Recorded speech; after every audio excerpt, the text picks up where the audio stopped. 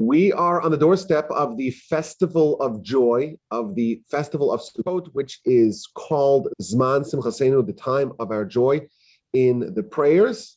This is a 7-day festival. Two major festivals that we have in the year are the 7 days of Pesach and the 7 days of Sukkot, exactly half a year, equidistant from each other. The 15th day of Nisan is Pesach, Passover, and the 15th day of Tishrei, so 6 months later, is the first day of Sukkot. Now, Sukkot is actually a little bit longer than Pesach because the 7-day festival is appendaged by Shmini Atzeres, which is a related but different festival. Now, of course, in the diaspora, we always add an extra day. So there's 8 days of Pesach and 8 days of Sukkot. So bringing the total of Sukkot when you add the extra day at the end to 9. And of course, these are wonderful days. We just finished with the high holidays and Rosh Hashanah. Hopefully we coronated God. Yom Kippur. Hopefully we got a modicum of expiation and forgiveness and atonement and cleansing. And now it's time to celebrate. Now it's time for joy. We sit in the Sukkah. We shake the lulav and the esrog and the 4 species. And of course, we celebrate the completion of the Torah. Every year we go through the Torah cycle. We have the annual cycle of the Torah. And that concludes on those appendage days. We call that Shmini Atzeres and Simchas Torah. When we finish the Torah cycle and begin with Bereshis, with Genesis 1:1 anew. And of course, we dance with the Torah. So there's really a lot of different themes that we are about to encounter on these days, the days of Sukkot, the festival of joy. And of course, every year we try to examine a different angle of the festival. And today we're going to do the same, but unlike previous years, it's going to be a little bit more speculative. I think it's maybe also a little bit more advanced than what we typically try to do here. We're going to try to talk about some very big ideas. Some of the thoughts are still a work in progress. So as always, you can send me an email if you want to contribute towards the discussion. My email address is rabbiwolbe@gmail.com. Okay, so the eponymous mitzvah of the festival is the mitzvah of the Sukkah. You sit in a temporary dwelling structure for 7 days. For 7 days, you leave your permanent house and you move into your temporary house, the Sukkah, the temporary structure. What does this look like? There's, of course, many laws, details, but you have to have walls, a minimum of 3 walls. And it has to be covered. You have to have a roof, but the roof can't be like the roof of your house. It has to be more of a temporary roof, so it's covered with schach. So think of it as trees or branches that have been severed from the ground. And we leave our permanent home, and we leave the cozy confines of the climate-controlled permanent home, and we move into the temporary home. Now, in previous years, we've spoken at great length about the concept of the temporality of the Sukkah. The Talmud tells us you have to leave, you have to abandon your permanent home, say Mediras Kava, leave your permanent home and move into a temporary house. And this is like a stark festival to remind us about the temporality of life.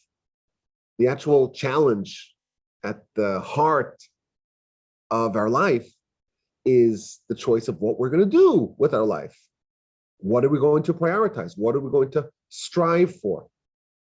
And there's a intense conflict with that because we are wired, thanks to the Yetzer Hara, to look at this world and our existence as a body and our existence in our current configuration. That's the world that matters.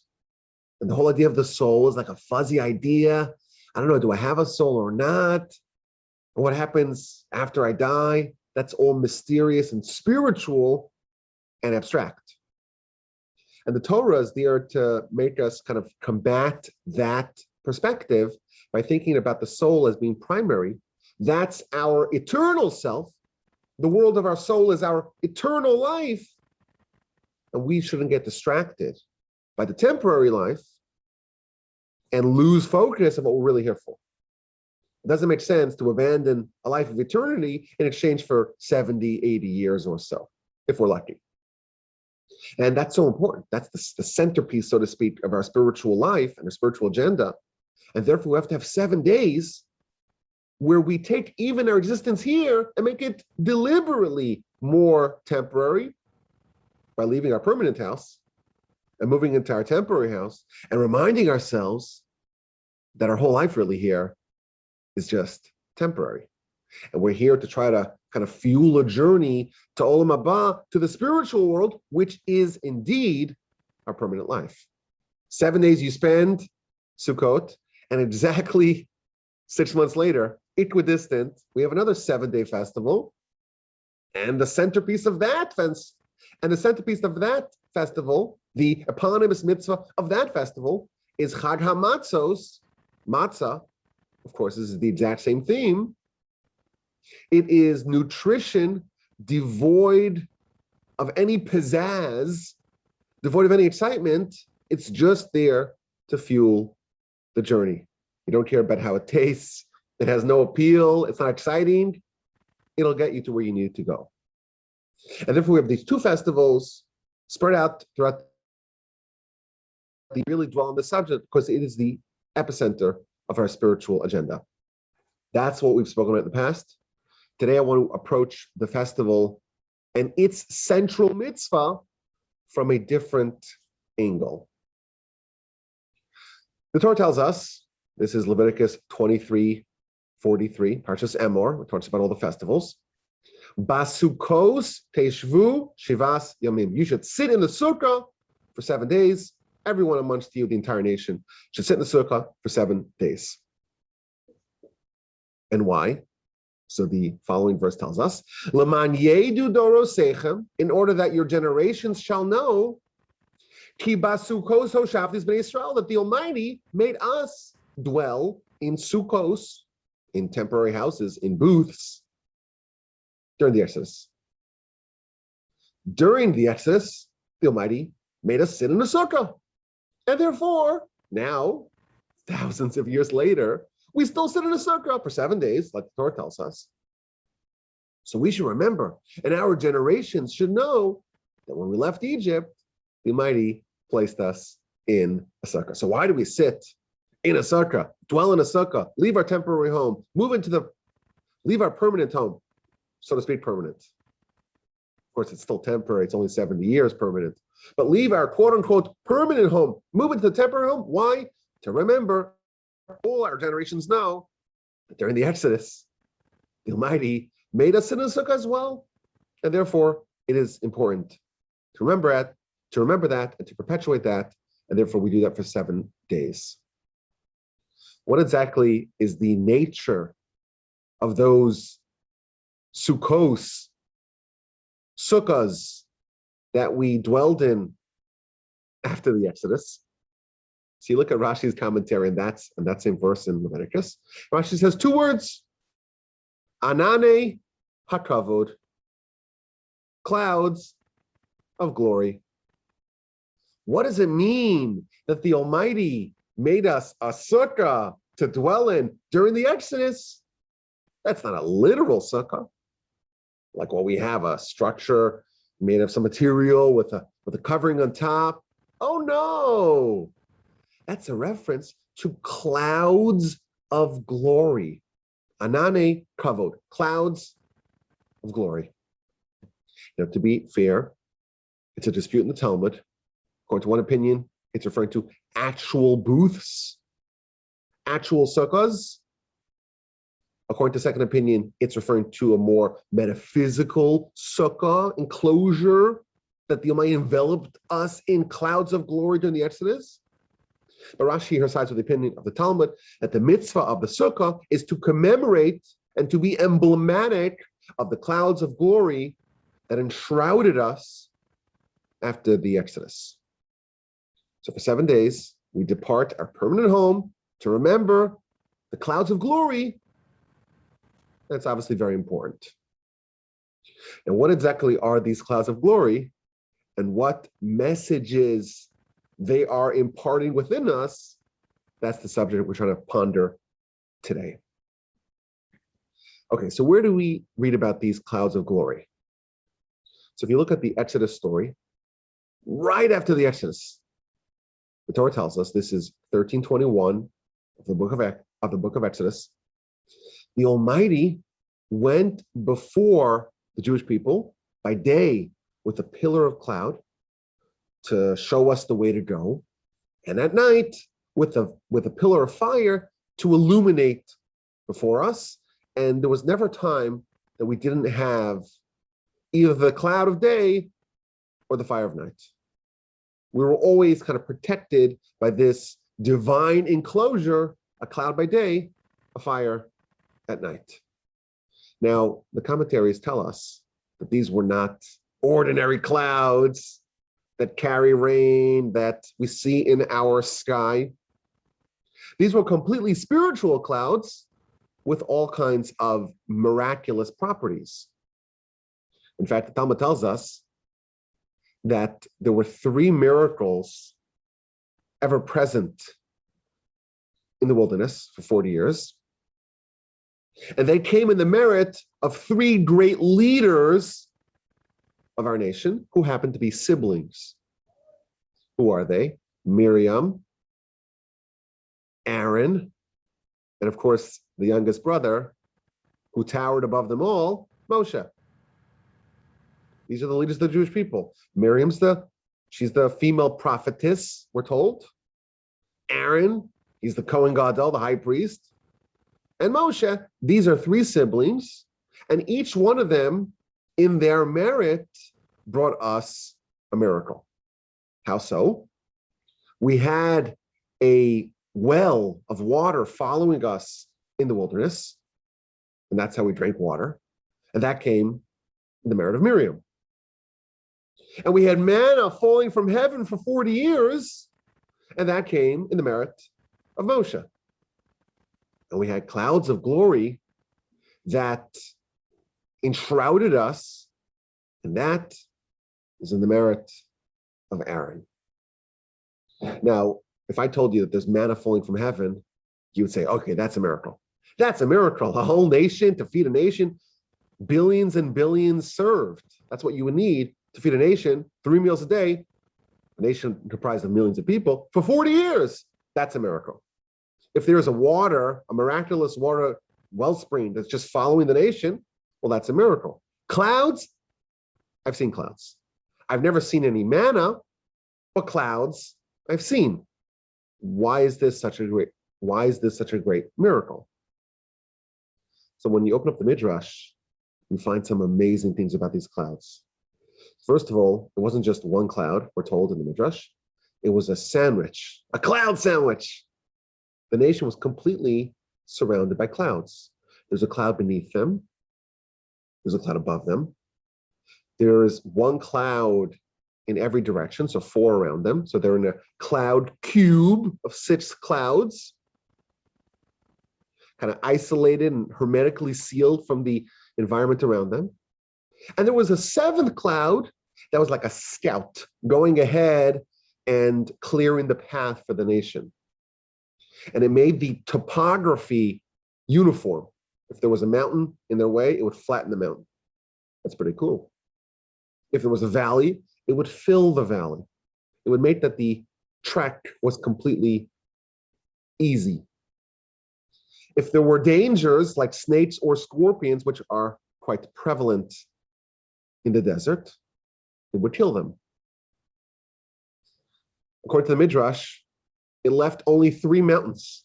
There were only 3 mountains in the journeys that were untouched by these clouds, and they are Mount Sinai, because we needed that for the Torah, and Mount Hor, upon which Aaron was buried, and Mount Nevo, where Moshe was buried. Besides for that, it was completely smooth. It seems to me that like after the nation passed, then the mountain will prop itself back up because there's still many mountains in the vicinity where the nation went. But when they actually traveled, it temporarily lowered the mountains and filled in the valleys. Now it actually left a little mound upon which the tabernacle could be placed. So at least the tabernacle could always be higher, could be on an elevated platform above the nation. This is a pretty cool and powerful and miraculous mountains. The Midrash tells us that when their clothes got dirty, they would take the clothes off and put them in the mountain, and the mountain would clean they would take the clothes off and put them in the cloud, and the cloud would clean their clothing. Pretty cool. For 40 years, we're told in the Midrash, they didn't need the sun or the moon to discern between day and night. When things whitened, they knew it was day. When things reddened, it was the fire of night. They were completely isolated from the climate around them. They were cocooned in these pleasant clouds of glory. Now, as an aside, this is symbolic of what the nation during those 40 years is really trying to do.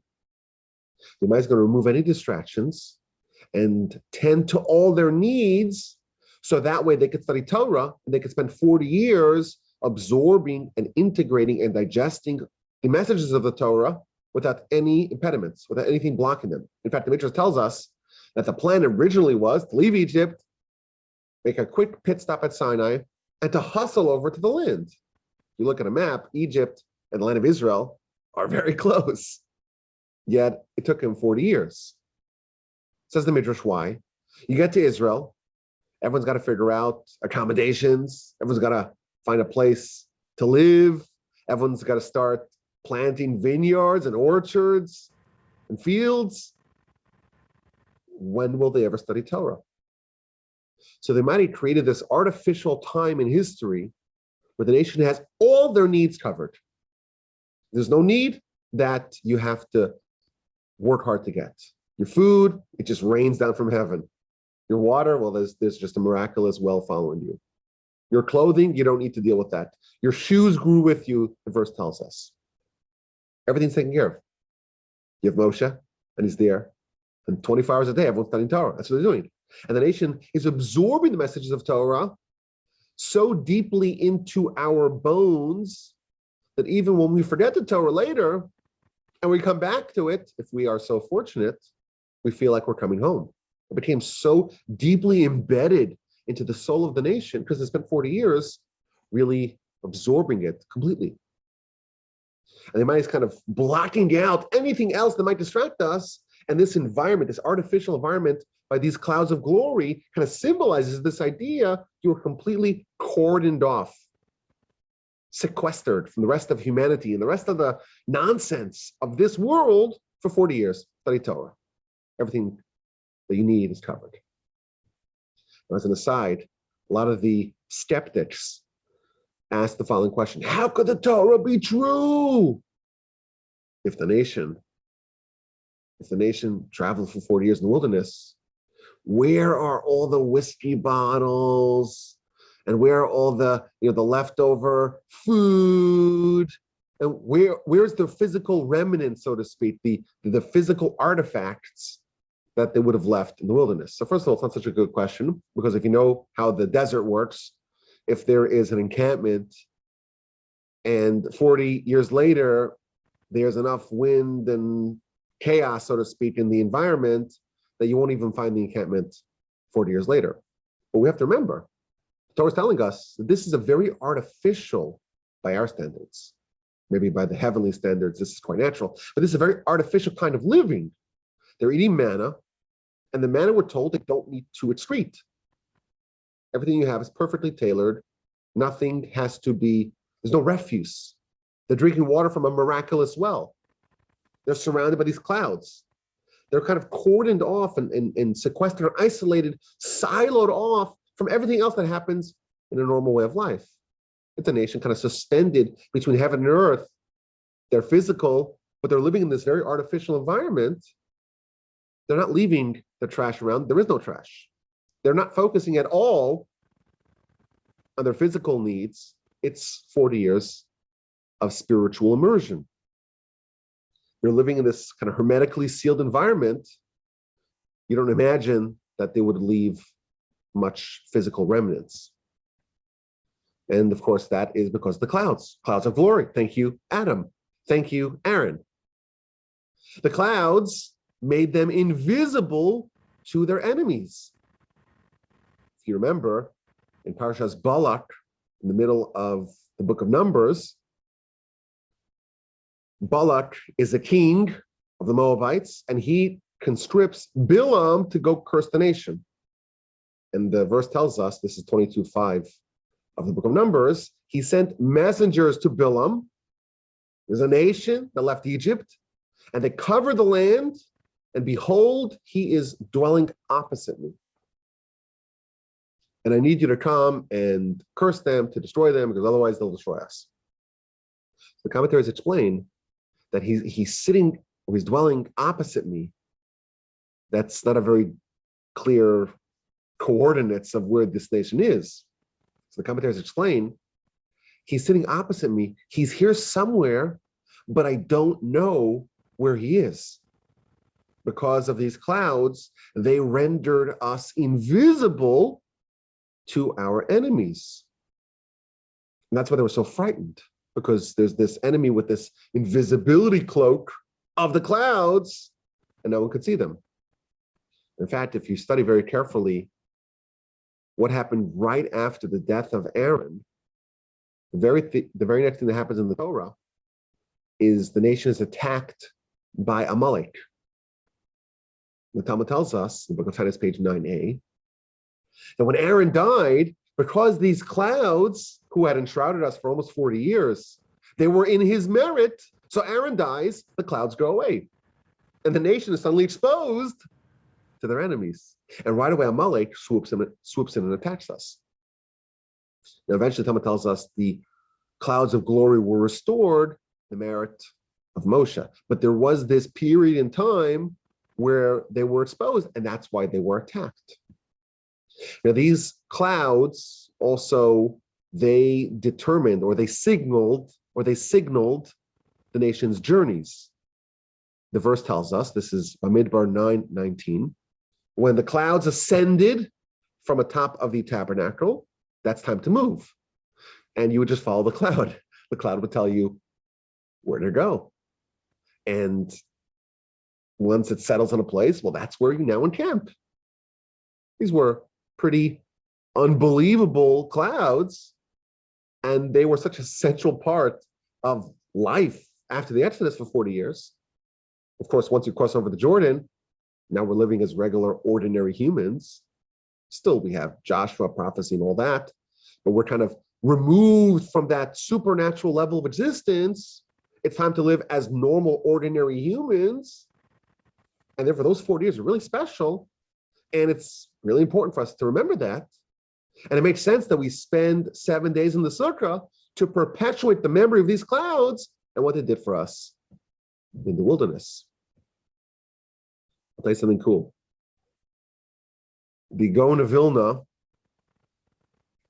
he revealed that the apocalyptic war of Gog and Magog, that's going to happen on the festival of Sukkot.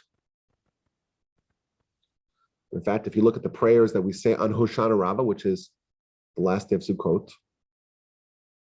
we talk about this miracle that we're hoping for during this war. Now, how long will this war take? So the Gaon of Vilna, who passed away in 1797, way before the time that they split the atom, he said that this war is going to take 3 hours, and a huge chunk of the world's not going to make it. And it's going to be on Sukkot. And anyone who is in the Sukkah is going to survive. Just as those clouds of glory protected us, and when the Egyptians shot projectiles into the clouds expelled them, the clouds repelled them, because these clouds were protective. So too, when we are in the Sukkah, we're going to survive this war. He quotes a verse in Psalms 27. Ki yitzbeneni b'sukkah, the Almighty will shelter me in his Sukkah on this evil day. He's going to give us protection in his tent. There's going to be a war, we're told, in the future, this apocalyptic kind of end of civilization level war. What this means exactly, I don't know. But there's going to be, or there are prophecies about this war. It's going to happen on Sukkot. And the only Kevlar, the only shelter is going to be the Sukkah. That's how we're going to survive. And in fact, if you look on the Haftorah that we read on Shabbos Cholamot, so Shabbos of the intermediate days of Sukkot, we read about the war of Gog and Magog. So this is the time where we have the remembrance of these amazing clouds of glory came in the merit of Aaron, and we perpetuate that in the Sukkah. And to a certain degree, when we build our Sukkah, it is actually a reenactment of those clouds of glory. And even though it seems quite porous, look at the Sukkah, right? Sukkah doesn't even need to have four walls. It could have holes in the wall. It can have lattice walls. And the roof is also porous. Nevertheless, it is granted the same protection of the clouds of glory, and it could protect us from even this apocalyptic 3-hour war. So now, that's the background of this idea. Pretty amazing idea, very advanced, that during the Exodus, there were these clouds of glory for 40 years, and that really colored and shaded, if you will, the life of the nation for these 40 years. In the merit of Aaron, all these miracles happened, and we have to remember that.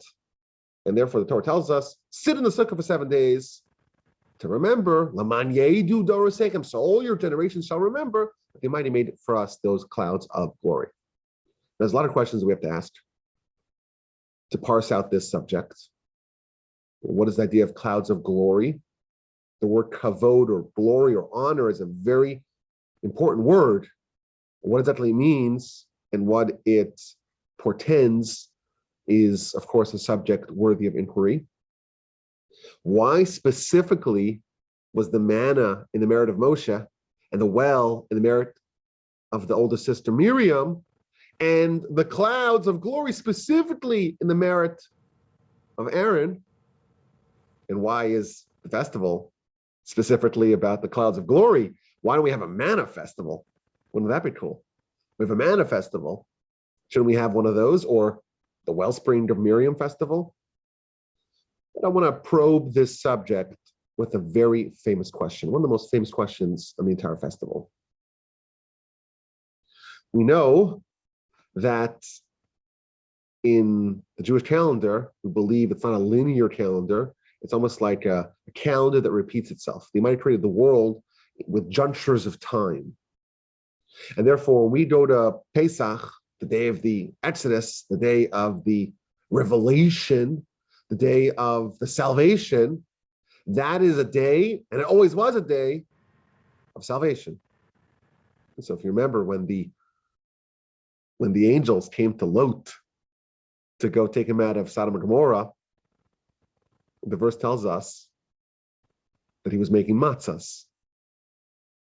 Why was he making matzah? So Rashi tells us because it was Pesach. If you just read that, you would think that that is anachronistic.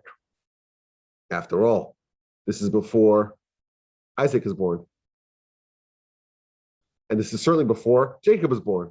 And this is before Joseph was born. And this is before Joseph went to Egypt. This is before the nation went down to Egypt and spent hundreds of years in Egypt. And then they had the Exodus. And that's why we have Pesach. And that's why we have matzah. But Lot, 500 years beforehand, to be precise, 400 years beforehand, is making matzah because it is Pesach. So this is clear evidence that there was always the power of Pesach and redemption on that day. And Lot had a tradition from Abraham that this day, the way to kind of tap into the spiritual power and energy of that day is with the matzah. It took 400 years for everyone to know exactly how powerful this day was, because on this day, and only on this day, the nation was saved from Egypt. So the kind of the salvation from Egypt is revealing to us the power that the day always had. And therefore, we get to Pesach in the 2020s And that day is a day that is and was and always will be designated for salvation and redemption. It's almost like the Exodus is revealing to us the power of the day, not creating the power of the day. So it makes sense to celebrate Pesach on the day that the Exodus happened. And it makes sense to celebrate Shavuos, the day that marks the festival of the given Torah, on the day that the on the day that the Sinai experience actually happened. On the day that heaven and earth touched. That's the day that it happened. That's the day that we ourselves can receive Torah.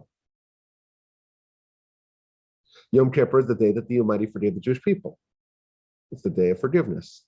Rosh Hashanah is the day that Adam was created and the Almighty's kingship was established. And therefore, that is the power of the day. What happened on the 15th day of Tishrei that makes it worthy of it being the first day of Sukkot? If you look throughout the entire Torah, we find nary an indication of why this day, specifically this day, is the day that marks the beginning of the festival. And in fact, we're told that the reason why we celebrate it, the reason why we have 7 days of the Sukkah is to remember the Exodus. Well, when the Exodus happened? 6 months prior. So why are we celebrating it 6 months after it happened? This is a very famous that many of the commentators asked, and there's many different answers to this question. Why are we celebrating Sukkot, which is there to mark the Exodus? What happened to us after the Exodus? The Almighty made for us booths or clouds of glory. When that happened? Right after the Exodus. 6 months before we commemorate it. We memorialize it. We remember it. We relive it. That's the question that everyone asks. And one of the answers is very pertinent to our subject, and I think it's a good portal to try to get into the essence of what's happening over here. The Gaon of Vilna tells us something fascinating. Jewish people leave Egypt, and the Almighty envelops us in the clouds of glory. By day, we have a cloud. By night, we have fire. It's amazing. And we travel to Sinai, and we have the Sinai revelation, and Moshe goes up to heaven, and he spends 40 days in heaven, and he gets the first set of tablets. He comes back down on the 17th day, day of Tammuz, and there is a catastrophic disaster waiting for him. The nation's in the sin of the golden calf. So what does Moshe do? He takes the tablets and he shatters them before the mountain. And he takes the golden calf and he grinds it into powder and puts it in the water and makes everyone drink from it. And he rallies the troops and he conscripts all the Levites and they go kill all the people that participated. And he's able to stave off destruction. The Almighty wanted to destroy the Jewish people, and Moshe stopped it. And Moshe started praying. And after 40 days of praying, God says, okay, I've listened to your prayer. Make yourself a second set of tablets, ascend to the mountain for a third time. I'm going to fix it. I'm going to make up for those tablets that were destroyed. After 40 days on the mountain, he comes back down with a second set of tablets on Yom Kippur. But what happened with the sin of the golden calf? The sin of the golden calf was a disaster. It was a sin, we talked about this in the past, it was a sin reminiscent of Adam's sin in the garden. When the nation experienced prophecy at Sinai, they were like Adam in the Garden of Eve, in the Garden of Eden. Completely spiritual. And then they do the sin and their level drops.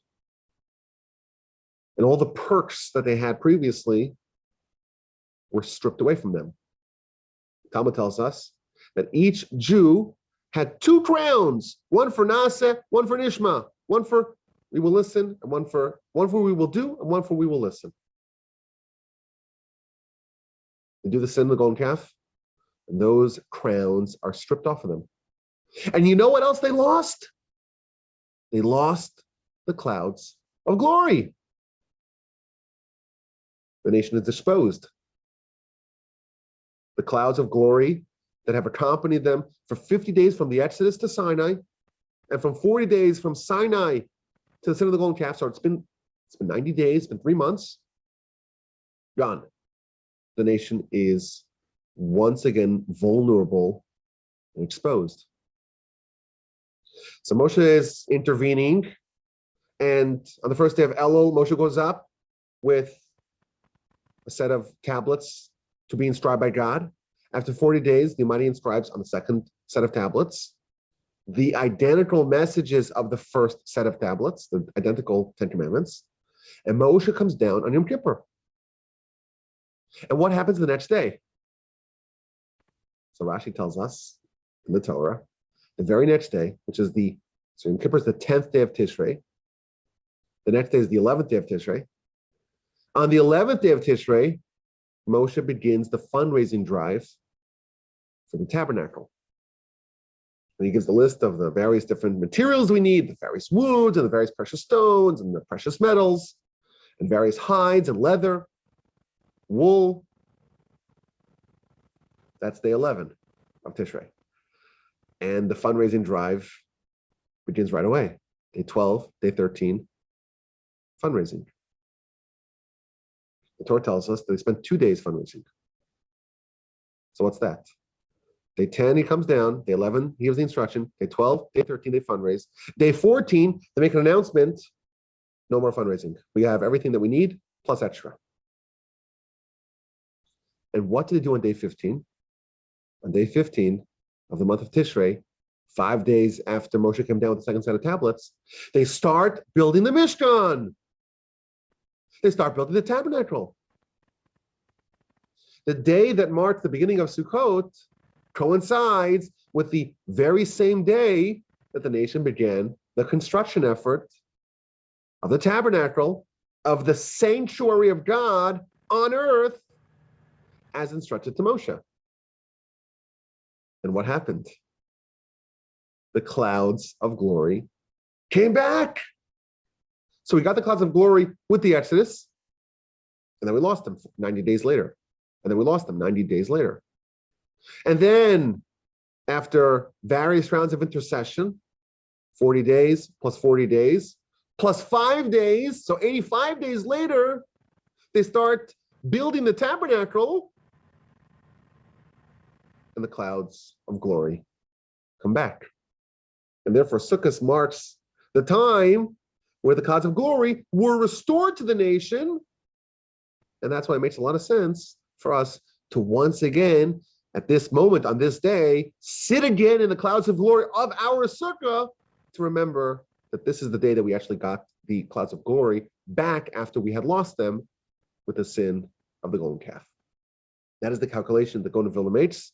Brilliant, absolutely clever, wonderful, fantastic, sensational, terrific. And here's where I want to try to enter the subject a bit deeper. So first of all, what is unexplained is what exactly does the tabernacle have to do with the clouds of glory?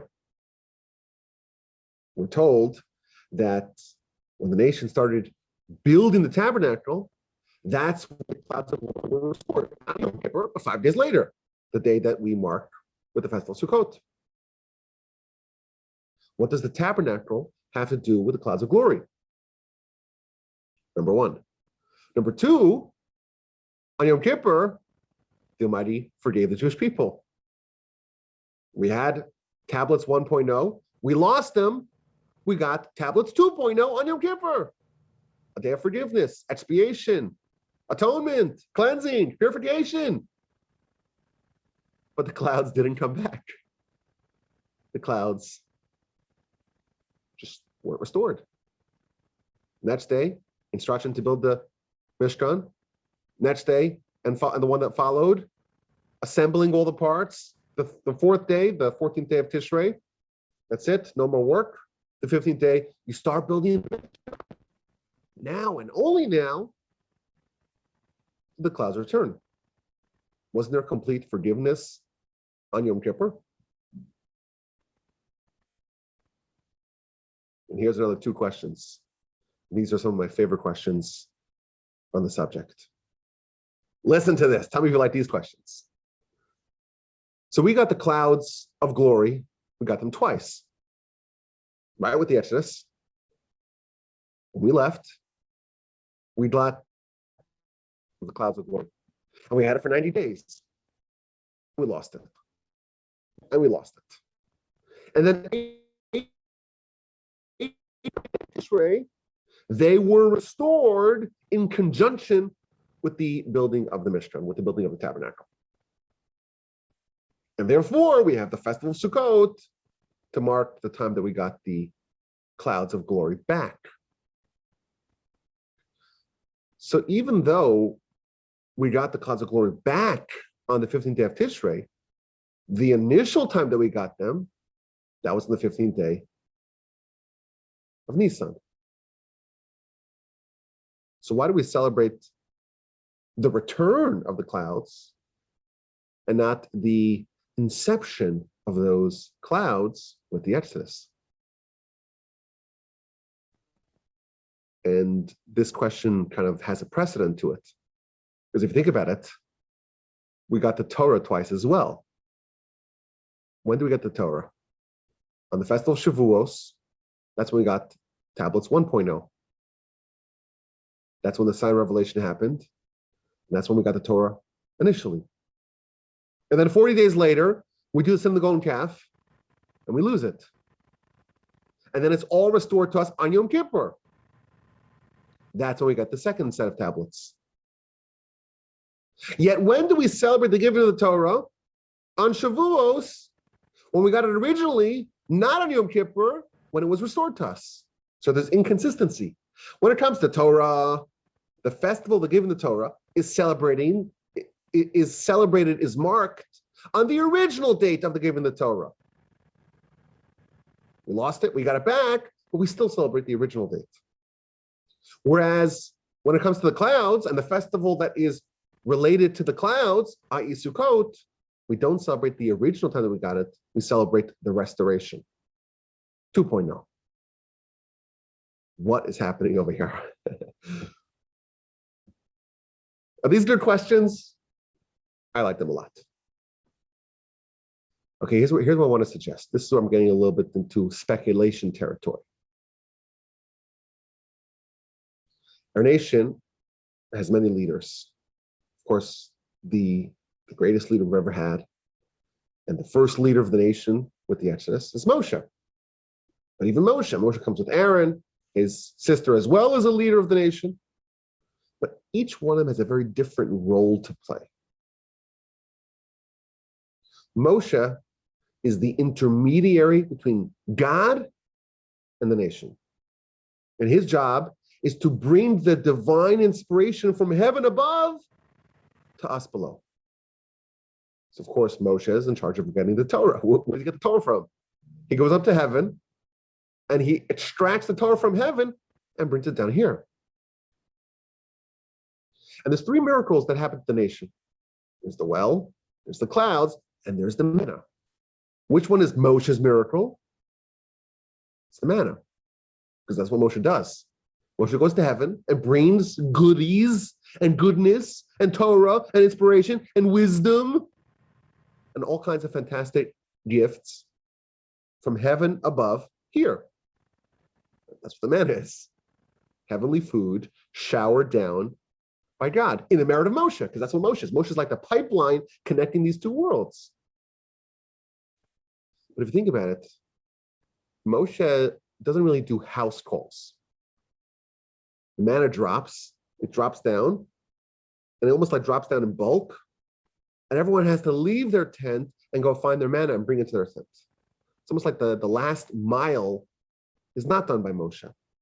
He's the nation's interface with God, but once the goodness comes here, he has to have kind of his lieutenants that teach the Torah. So we have that system of the hierarchical system, leaders of 1,000, leaders of 100, and leaders. of 50 and leaders of 10, kind of distributing, so to speak, the inspiration that Moshe gets from heaven to the nation. What's Aaron's role? Aaron, of course, never ascends to heaven. He's Moshe's partner, Moshe's right-hand man, but he doesn't go to heaven. He has a very different role to play amongst the nation. His job is here. Of course, we know that Aaron exemplified creating peace between man and his fellow, and husband and wife, and he was about drawing people closer to Torah. Aaron's job is here. It's to take the heavenly inspiration and make something special and enduring in this world from that. He's there to kind of connect with us on an individual level. He's the cause of the clouds. Clouds don't rain down from heaven. Clouds are always around us. They never depart from us. There's always clouds with us. And they're mobile.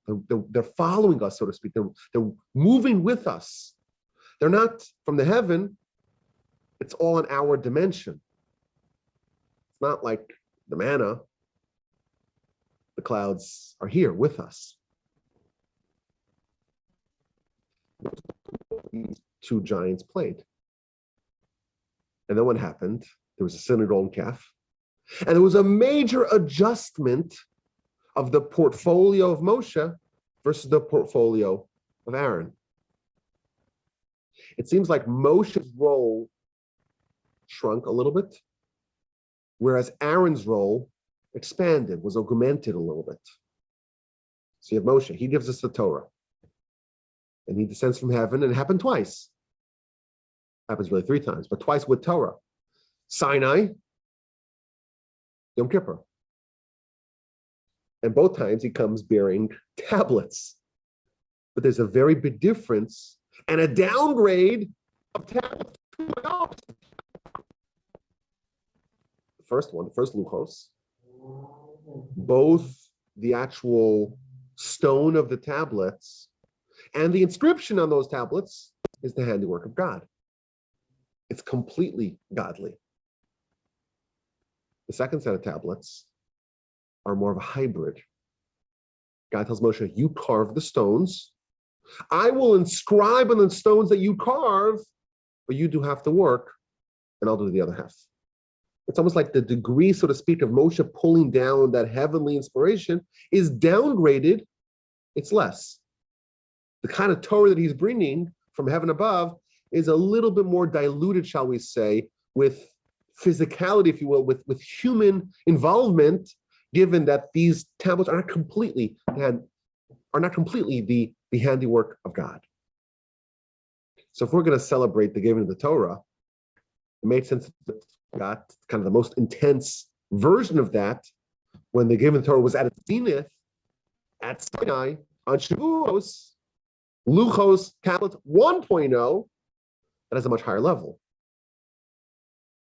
Now, concomitant with, so to speak, the downgrade of the revelation of Moshe is the upgrade of Aaron's role, the expansion of Aaron's responsibility and portfolio. We have the Exodus, and there are clouds. And these are awesome clouds. These are miraculous clouds. They provide all kinds of physical protection. So convenient. It's climate controlled. Your clothes are cleaned. The mountains are flattened. The valleys are filled. The dangerous snakes and scorpions are removed. Aaron's role, so to speak, is very important. He's creating an environment for us that we could flourish, but it's very physical. With the sin of the golden calf, that changes. Aaron's role is going to be expanded. He's going to be in charge of the Mishkan, the tabernacle. The environment that Aaron is responsible for is now including also the Mishkan, also the tabernacle. There's going to be an environment of holiness and worship here. In the tabernacle, it's almost the exact opposite of what Moshe is doing.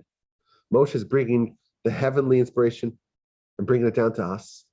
The tabernacle is almost the exact opposite. It's taking a cow It's taking a sheep, it's taking a ram, it's taking a lamb, it's taking an animal, a very physical thing, and ascending it to heaven. It's taking the physical environment, so to speak, and making it very holy, infusing it with holiness. So, of course, before the sin, before the Mishnah was in the cards, by the way, this is an accepted principle, that had the nation not sinned with the sin of the golden calf, they would not have had the tabernacle. In fact, if you look right after Sinai, the verse says, wherever you utter my name, I will come to you and bless you. After Sinai, there wasn't a concentrated point of holiness. It was widely distributed everywhere. It was ubiquitous. With the sin of the golden calf, it became more concentrated. There was like a point of holiness here that exceeded the holiness featured elsewhere. So the sin of the golden calf actually, in a weird way, benefited us because now we have the Mishkan. Just as Adam's sin benefited us, now we have Torah. Before Adam's sin, there was no room for Torah. After Adam's sin, we get the benefit, shall we say, of Torah. Sin of the golden calf is the same thing. With the sin of the golden calf comes an environment of holiness here and to have the Mishkan. And the clouds, they changed their role as well. The clouds, of course, were symbolic of Aaron's role of creating an environment of holiness here. Beforehand, there was no Mishkan, there was no tabernacle. The clouds were great. It was a wonderful miracle. But now with the tabernacle, the clouds have to be upgraded. The environment in which we're going to live is going to be upgraded as well. And we read in Exodus chapter 40 that the cloud now hovered permanently above the Mishkan. Aaron's role was expanded. The clouds are now symbolic, not just of God's protection of us, but of God's presence in our midst. The clouds now indicate God's presence in our environment. So if we're going to choose to celebrate the clouds, which one are we going to do? It makes a lot more sense, of course, to celebrate the clouds after they were restored and upgraded, and now they're part of the Mishkan. Now they have a spiritual dimension as well, or an advanced spiritual dimension as well. And now I'm going to speculate a bit further. And forgive me if I'm a little bit too speculatory or speculative today. We know with the sin of the golden calf, Aaron tried to dissuade the mob and was unsuccessful. Maybe the reason why he was unsuccessful is because his portfolio was smaller. He was the clouds sans the tabernacle. Had he had the tabernacle, had he been endowed, so to speak, with the responsibility, the spiritual responsibility of the tabernacle, maybe he would have been able to quell the mob. So what happens? There's a shift here.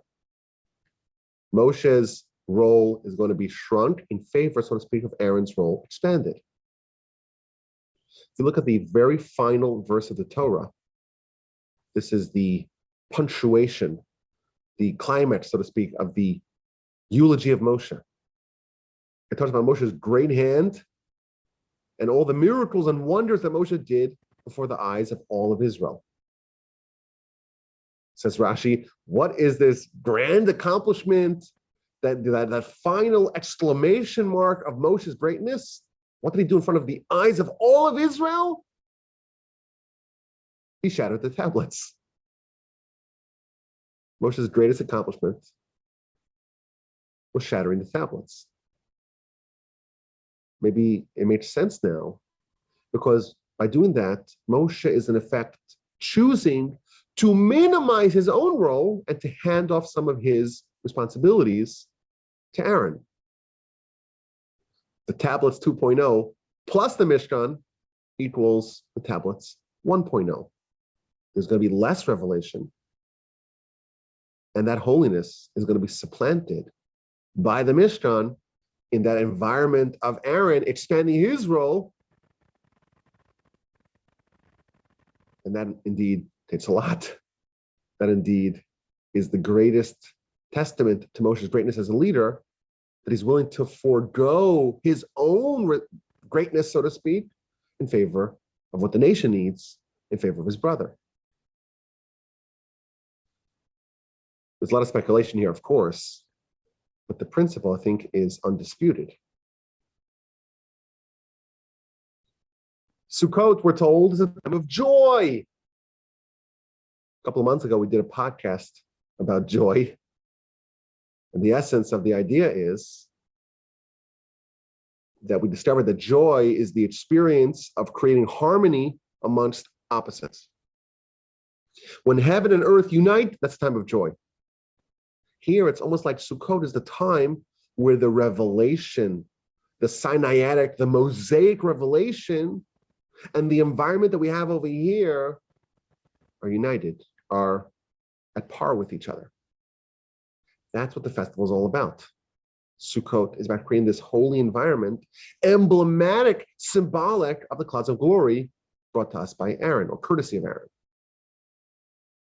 We had a holy religion on Yom Kippur, and immediately following that, it's time to take that revelation and that kind of that spiritual transformation, so to speak, and translate that to the environment in which we live.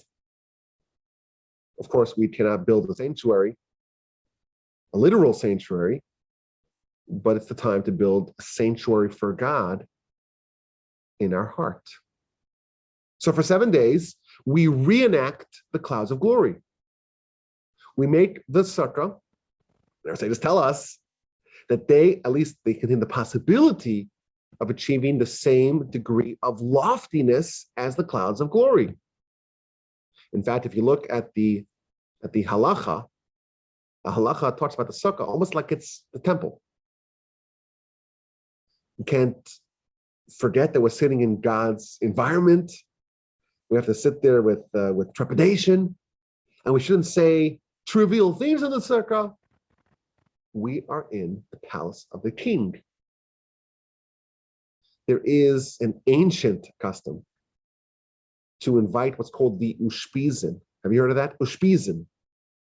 Ushpezin is the Aramaic word for guests. We invite guests to our sukkah. So of course, that means we can invite our neighbor and our cousins and our siblings and our parents, our children. But it also means that we invite the 7 greatest people of our history, and they come to our sukkah with their souls. Can you imagine? Who are these 7 greatest leaders of our people? On day 1, we invite Abraham. Abraham, can you imagine? Abraham comes to our sukkah. What would Abraham want to do there? It's a great mystery initially. But if our sukkah is an environment of holiness, it becomes so lofty and so transcendental, it becomes a fitting place to invite Abraham to come join us. In day 2, we invite Isaac. On day 3, we invite Jacob. On day 4, we invite Joseph. On day 5, we invite Moshe. On day 6, Aaron comes. On day 7, King David comes. In fact, there's even a text that you're supposed to say to invite them. We're inviting the greatest people of history into our orbit. We're creating this environment of holiness where Abraham, Isaac, and Jacob, and the 7 greatest leaders of our people feel comfortable joining. That's who we want to spend Sukkot with. That's the kind of environment that we're creating. And when we leave the sukkah, there's a special prayer that we say, hoping and praying to merit to sit in the sukkah of the flesh of the Leviathan. Well, what does that mean? What is the flesh of the Leviathan? So the Midrash says, well, there's this massive animal called a Leviathan, and there was a male and a female, and had they been allowed to procreate, they would destroy the whole world, and they might have killed one of them, put it on salt, salted it, and that's what we're going to eat in this feast after the apocalypse. Okay, that sounds very exciting. What it means, I don't know. But the basic structure of this idea is that on Sukkot, for 7 days, we are sitting in the environs, in the atmosphere of the clouds of glory. For 7 days, we have that experience. We are spiritually mimicking what it was like to be in the clouds of glory. But our aspirations are to make this not only a 7-day excursion, our aspirations are to make that a permanent level of existence, a permanent level of consciousness, to make it our permanent reality. And that is done in some future time after the evil is banished from the land. And that is symbolized by us sitting in the Sukkah of the Leviathan. Very lofty ideas. But if we develop a certain spiritual sensitivity over Rosh Hashanah and Yom Kippur, when we come into the Sukkah, we could get a little bit of a hint of a feeling that we are sitting in the clouds of glory, in that cozy cocoon, symbolic and emblematic, and evoking some of that feeling of being involved or being surrounded by God's presence. Now, again, I want to stress the idea we spoke about at the very beginning is still true. We still have to leave our permanent environment, our permanent domicile, a permanent place of residence in order to really get that feeling. There's a condition, if you will. We have to kind of be willing to abandon some of the agenda that dominates our life, some of the focus that dominates our life typically, in order to live in the spiritual world. We're moving for 7 days into a completely spiritual world. That's the idea. In order to do that, we have to abandon the world that we typically live in. And to the degree that we are able to do that, to the degree we're able to say, I'm leaving this world, I'm entering the next world, that is the degree that we're going to pick up on that experience, on that very sublime experience of being in the clouds of glory. If someone says, oh, this is a mitzvah, it's a beautiful mitzvah. And even if a person does a mitzvah and they don't have any lofty aspirations of trying to fulfill some grand ideas, it's still a mitzvah, don't get me wrong, but to pick up on that subtlety of being in God's embrace, so to speak, of being in God's presence, that is conditional upon us leaving and abandoning the other worldview and perspective that we typically have. The Talmud has a great story about the Gentiles in the future. It talks about the Gentiles, the idolaters in the future. They're going to want reward from God. And God says, well, you didn't do any mitzvahs. You don't get any reward. I said, well, we would have. If you would have told us, if you would have steered us, he says, okay, I'll give you one mitzvah. I'll give you the mitzvah of the Sukkah.